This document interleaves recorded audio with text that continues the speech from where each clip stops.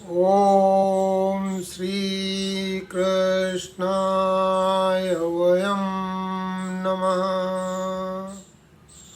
श्रीमद् भगवद गीता चतुर्थ अध्याय। आज 7 दिसंबर 2020 है। हम पहला एक श्लोक के बारे में बात कर चुके हैं। हम आज पुनः एक से शुरू करेंगे। पहले 3 श्लोक जो हैं ये भगवान ने बोले थे, तो पहले हम इन तीनों श्लोक को एक बार पढ़ लेते हैं, फिर इसका अर्थ समझने की कोशिश करेंगे। ओम श्री परमात्मने नमः। अथ चतुर्थोऽध्याय। श्रीभगवानुवाच इमं विवस्वते योगं प्रोक्तवान् अहमव्ययं विवस्वान्मन्वे प्राह मनुरिक्ष्वाक वे ब्रवीत् एवं परम्परा प्राप्तम् इमं राजर्षयो विदुः सकाले नेयमता योगो नष्टः परन्तप स एवायं मया तेद्य योगः प्रोक्तः पुरातनः भक्तोऽसि मे सखा चेति रहस्यं हेतदुत्तमम्।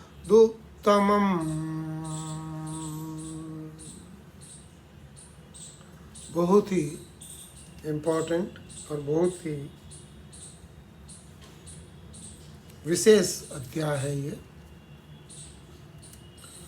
और ये जो पहले 3 श्लोक हैं, ये भगवान ने अपनी भगवत्ता या अपना आदि पुरुष होने का यहाँ पर विशेष जिक्र किया है।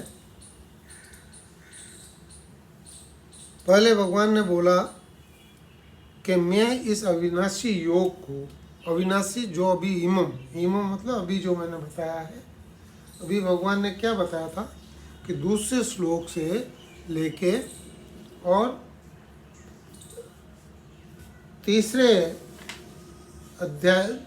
दूसरे अध्याय से लेके और तीसरे अध्याय में भी ये जो इमम है, ये कर्म योग का जो हमने ये देखा था चैप्टर कर्म योग, तो ये जो कर्म योग की बात कर रहे थे उसकी बात यहाँ पर कर रहे हैं। और इसको डिटेल में वापस एक बार आप चैप्टर 2 का प्रवचन नंबर 14 है उसको, और 11, 12, 13 मतलब श्लोक 47 से लेके 53 तक इसका विशेष वर्णन है। कर्म योग क्या होता है, कैसे होता है और भगवान की कृपा कहाँ होती है, तो ये जो चीज़ है इसको यहाँ पे बताया है। भगवान यहाँ पर पहले श्लोक में ये बोल रहे हैं कि ये जो कर्म योग है ये इमं विवस्वते योगम प्रोक्तवान् अहमव्ययम्, ये अविनाशी योग, अव्ययम अव्यव्य मतलब ये अविनाशी योग। अव्यव्य अविनाशी, इसका थोड़ा सा मतलब समझें। एक होता है लौकिक, एक होता है अलौकिक। जो अलौकिक है वो अव्यव्य कहलाता है, जिसमें कोई खर्चा नहीं होता है।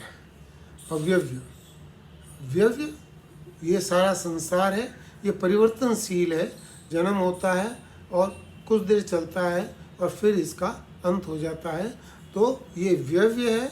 और इसका जो भगवान का जो रूप है वो अव्यव्य कहलाता है, अलौकिक कहलाता है।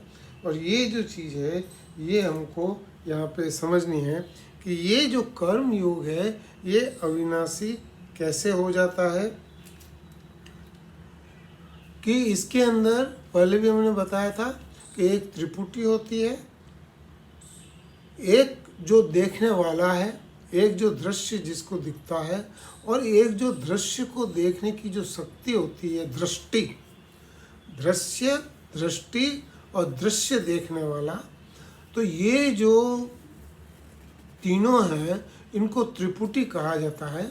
और ये हर एक चीज़ में आता है, पांचों इंद्रियों के व्यवसाय के अंदर ये आता है। और ये व्यवसाय ये त्रिपुटी के बगैर पूरा नहीं होता है। और जब हम इसके अंदर कृतकृत्य की भावना आ जाती है, तो कृतकृत्य की भावना आने के बाद ये त्रिपुटी एक हो जाती है। तो जब साध्य मिल जाता है, दृश्य मिल जाता है, तो साध्य, साधक और साधन, ये तीनों जो चीज़ें होती हैं वो एक हो जाती है। और इसी को अलौकिक बोला गया है।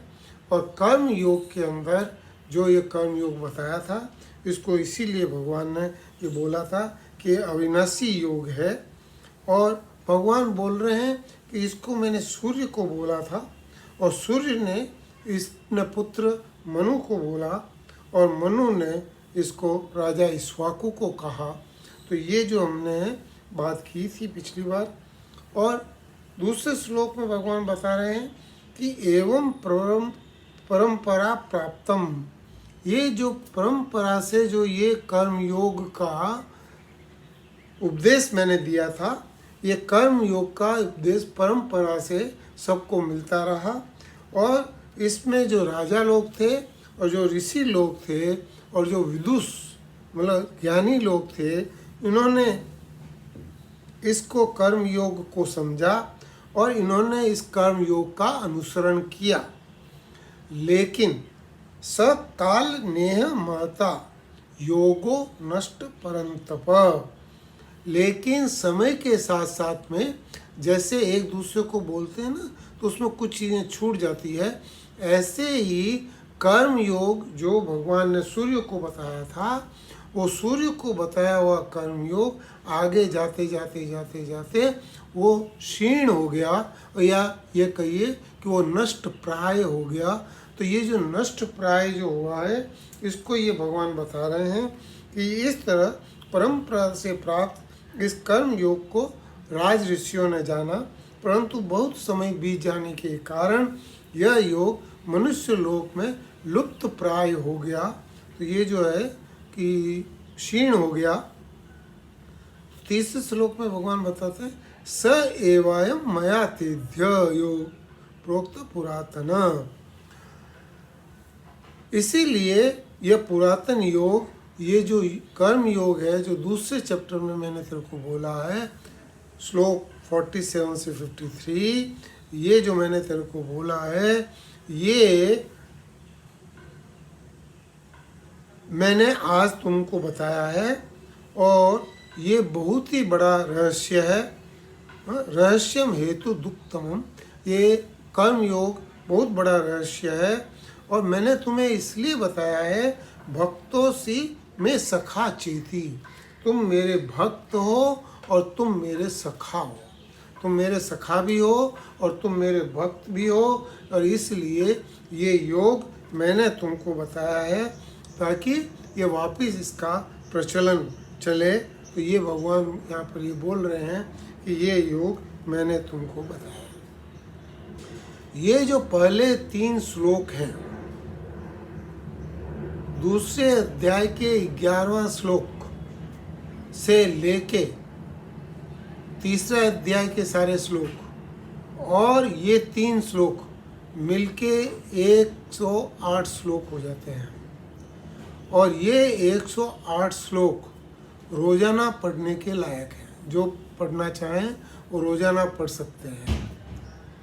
कई लोगों में ये प्रथा है कि जब मनुष्य का देहांत हो जाता है तो उस समय ये 108 श्लोक पढ़े जाते हैं। और ये जो चीज़ है ये यहाँ तक जो तीसरे श्लोक तक है, मतलब कि दूसरे अध्याय के 11वें श्लोक से लेके चौथे अध्याय का तीसरा श्लोक यहाँ तक, ये सारे श्लोक बहुत ही इम्पोर्टेंट है और मेन गीता का जितना भी कुछ चीज़ें हैं वो यहाँ पर प्रतिपादित कर दी गई हैं। और इसके बाद के अंदर इसके आगे इसका विश्लेषण आएगा, कैसे हम इसको करना है। जैसे कि इस अध्याय में इंद्रियों को कंट्रोल करने के लिए सारी बात होगी, और ये जो यंत्र हमको मिला हुआ है, इस यंत्र के अंदर इंद्रियां, क्योंकि दूसरे अध्याय के अंदर भगवान ने बोला सबसे पहले तू इंद्रियों का कंट्रोल कर। चौथा श्लोक भगवान बोल रहे हैं, अर्जुन वाच अपरम भवतो जन्म परमं जन्म विवस्वत कथेमेतद्वि जानीयान् त्वमादो प्रोक्तवानिति।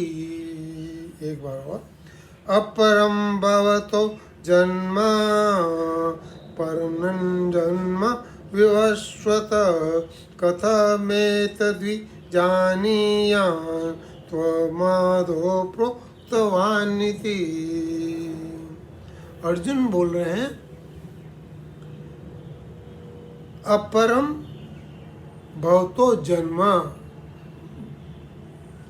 हे कृष्ण आपका जन्म तो अभी हुआ है और सूर्य का जन्म बहुत पुराना है, अतः आप ने सृष्टि के प्रारंभ में कथमेत द्विजानियाम कैसे बोला, उनको सृष्टि के प्रारंभ में ये योग बोला, यह बात मैं कैसे समझूं। भगवान अर्जुन और भगवान के जन्म में ज़्यादा फर्क नहीं था, 2-3 साल का ही फर्क। युधिष्ठिर अर्जुन कृष्ण से बड़े थे। तो यहाँ पे अर्जुन बोल रहा है कि आपका जन्म तो अभी हुआ है और सूर्य तो बहुत पुरातन है, तो आप कैसे कह रहे हैं और मैं कैसे इसको समझूं कि आपने सूर्य को सृष्टि के प्रारंभ में ये कर्म योग का प्रवचन, कर्म योग का ये बात उनको बताई थी, ये मैं कैसे जानूं। तो भगवान क्या कह रहे हैं, श्री भगवान उवाच बहूनि मे व्यतीतानि जन्मानि तव चार्जुन तानं वेद सर्वाणि न त्वं वेत्तत् परन्तप। भगवान बोल रहे हैं कि हे परंतप, परंतप जो अपन जिससे उसके दुश्मन भी कांपते हैं, परन मतलब दुश्मन, दूसरे, और तप का मतलब तपते हैं, जो अर्जुन से उनके दुश्मन भी कांपते हैं कि उनकी जो चीज़ है, इसलिए अर्जुन का एक नाम परंतप है। तो बोला हे परंतप, हे अर्जुन मेरे और तेरे बहुत से जन्म हैं, बहुनी में व्यतीतानि जन्मानि, मेरे और तेरे बहुत सारे जन्म हुए हैं और उन सबको मैं जानता हूँ पर तू नहीं जानता। ये जो बात है ये भगवान यहाँ पर बता रहे हैं कि मेरे और तेरे जन्म बहुत हुए हैं, लेकिन मैं उन सारे जन्मों को जानता हूँ और तुम उसको नहीं जानते हो। ये जो है ये एक विशेष बात है, ये चीज़ हमको ठीक से समझ में नहीं आती है, लेकिन ऐसा कई जगह वेदों में, कथाओं में, पुराणों में आया है कि कई लोगों को पिछले जन्म की बात याद आ गई।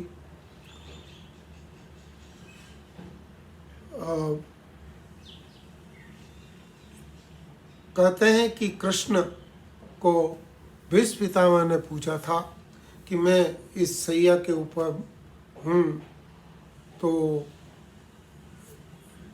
मेरा क्या ऐसा कर्म हुआ कि बाणों की शैया पे, तो ऐसा क्या कर्म मैंने किया कि मेरे को इस तरह से ये, और मेरे को 100 जन्म मेरे याद है। वसु थे वो, तो उन्होंने कहा कि मेरे को 100 जन्म याद हैं। और तो भगवान ने उनको बोला कि आप 100 जन्म के बाद में 101वें जन्म में जाके देखिए। तो वो 101 जन्म में जब जाके देखते हैं तो उन्होंने देखा कि उन्होंने अनजान से एक सांप जो था, सांप को झाड़ी में फेंक दिया और सांप झाड़ी के कांटों के अंदर पड़ा रहा। तो वो जो चीज़ है ये हमारे पुराणों में, और ये कई बार कई जगह पे आता है कि पुराने जन्म वो उनको याद आ जाते हैं। लेकिन हम मनुष्य हैं तो मनुष्य को पुराने जन्म भूल जाते हैं। कहते हैं कि गर्भ के अंदर भगवान की जब याद करते हैं तो उस समय मनुष्य को सारे अपने जन्म और पुराने कर्म याद रहते हैं, लेकिन जब वो जन्म लेता है तो उसके बाद वो सारे पुराने जो कर्म हैं उनको भूल जाता है।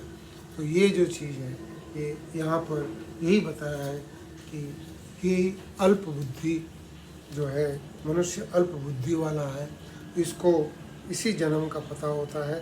तो ये यहाँ पे विशेष बात भगवान ने बताई है। और इसके बाद में अगले 5 श्लोक बहुत ही विशेष हैं, और ये पांचों श्लोक राम सुखदास जी बोलते हैं कि इनको नित्य पढ़ना चाहिए। ये पांचों श्लोक नित्य पढ़ने चाहिए। तो ये जो है अभी थोड़ा सा समय है, हम इन पांचों श्लोक को एक बार पढ़ लेते हैं जो आगे वाले हैं। अजोपि संव्यात्मा भूतानामीक्षरोऽपि सन् प्रकृतिं स्वामधिष्ठाय सम्भवाम्यात्ममायया यदा यदा हि धर्मस्य ग्लानिर्भवति भारत अभ्युत्थानं धर्मस्य तदात्मानं सृजाम्यहं परित्राणाय साधूनां विनाशाय च दुष्कृतां धर्मसंस्थापनार्थाय सम्भवामि युगे युगे जन्म कर्म च मे दिव्यं यो वेति तत्त्वतः त्यक्त्वा देयं पुनर्जन्म नेति मामेति सोऽर्जुन वीतराग भय क्रोधो मन्मया मामुपाश्रिता बहवो ज्ञान तपस्सा पूता मध्वा वमागता पूता मध्वा वमागता।